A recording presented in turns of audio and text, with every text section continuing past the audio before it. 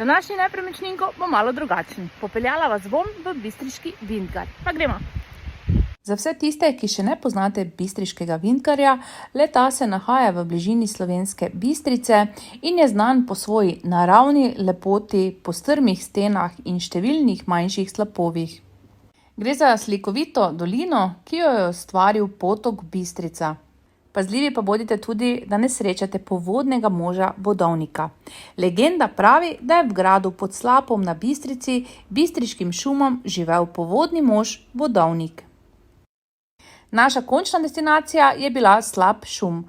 Pot do Slapa šum je ena izmed najbolj priljubljenih poti v bistriškem Vintgarju. Začetek poti. Pot običajno, seveda, če ste z avtomobilom, začnete na parkirišču pri tenis centru. To je zdaj parkirišče, ki je namenjeno posebej za obiskovalce Vintgarja in ni dovoljeno parkirati točno pred samim vhodom v gozd.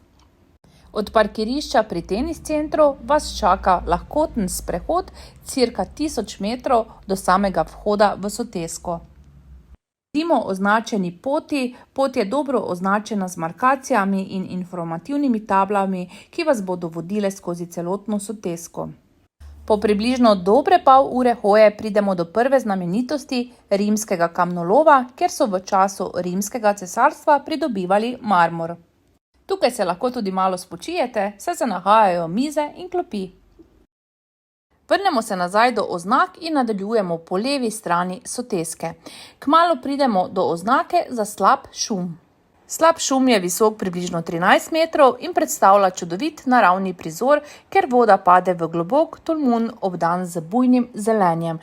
Vsekakor krasno preživeto nedeljsko dopoldne, čudovita priložnost za sprostitev v naravi, pohodništvo in uživanje v slikovitih razgledih. To je v bistvu idealen izlet za družine, pohodnike in ljubitelje narave.